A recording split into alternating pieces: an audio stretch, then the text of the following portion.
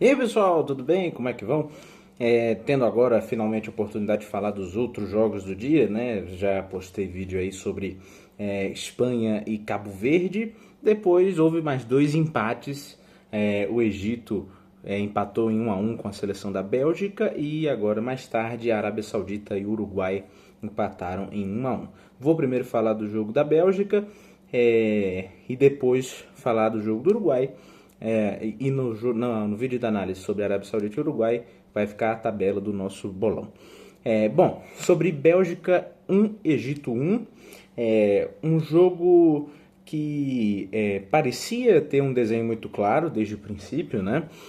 A seleção belga começou bastante mais com a bola, circundando a área, tendo De Ketelaere como referência, Doku aberto, De Bruyne basicamente como um segundo atacante, e acho que isso foi algo que foi muito prejudicial à seleção belga, porque faltou um pouco de circulação de bola com mais qualidade, né? A gente sabe que com a bola no pé o De Bruyne é um gênio, é um cara que tem uma mentalidade, uma visão de jogo extraordinária, e faltou um jogador com essa qualidade, com essa característica para colocar alguém na cara do gol, né?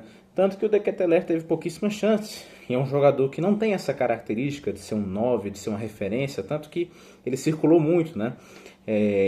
Durante a partida. A gente tem visto, tem sido uma tendência nessa competição, a gente vê poucos centroavantes, né? Poucos camisas 9, referência clássicos. Isso mudou no segundo tempo da seleção da Bélgica.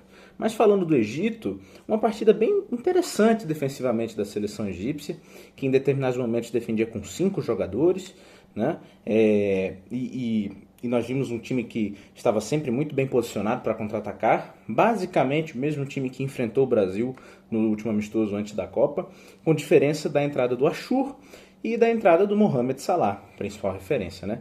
O Mohamed Salah teve algumas boas oportunidades, mas foi justamente o outro jogador, o Achour, que em uma oportunidade de contra-ataque, a bola sobrou para ele e ele chutou um petardo de fora da área para marcar o primeiro gol da partida.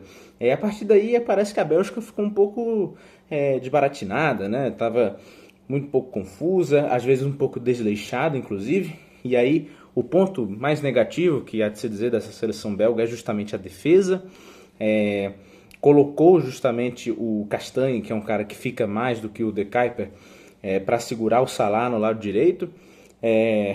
E deu pouco certo. A gente viu uma defesa com Goy e Mechele um pouco, eu diria, pouco entrosada, que estava permitindo muitas chegadas do Egito. Inclusive, acho que o grande pecado para essa seleção egípcia no jogo foi que houve muitas oportunidades, muitos chutes sobrados, inclusive Courtois espalmando bola para frente, por exemplo, e o Egito perdeu uma série de chances claras de gol, né? No mínimo duas que o Courtois espalma e os jogadores chutam para fora, uma do Achour, inclusive, inacreditável que ele chuta a bola para a lateral do outro lado, mas enfim.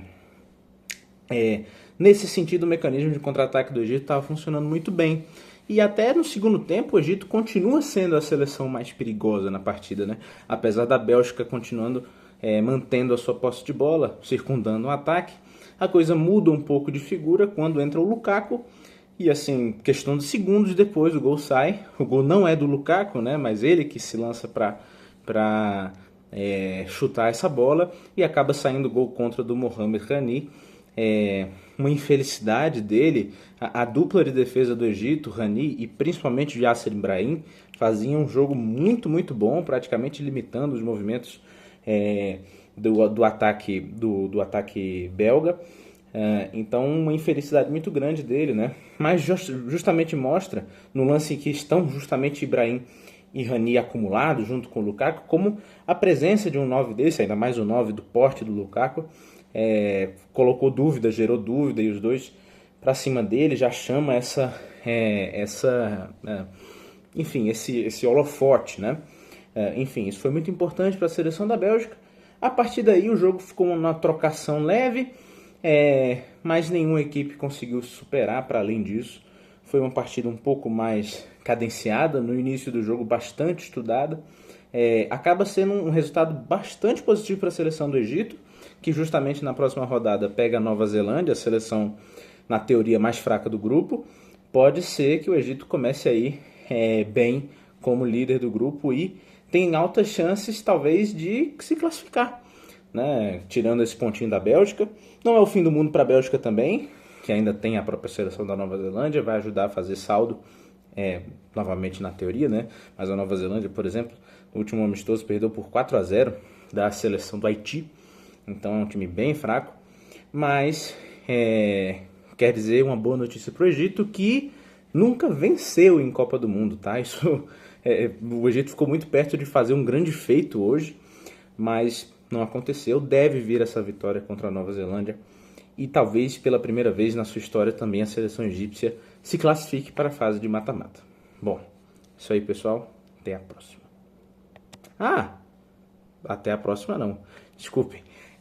Eu não falei sobre os destaques da partida, né? O melhor em campo e o destaque negativo. Para mim, o destaque negativo vai para o De Ketelaere, justamente. Um cara que pouco apareceu na partida e a diferença que o Lukaku fez já foi evidente. Acho que a defesa da Bélgica também é candidata, Ngoy, Michel. E também acho que para melhor em campo, esse prêmio pode ser dado ou para o Ibrahim, que fez uma grande partida em boa parte dela, e também o próprio Achour, né, que foi o autor do gol, apesar do gol que ele perdeu. Não foi uma partida com um grande destaque individual, mas é isso que eu posso citar. Agora sim, até a próxima.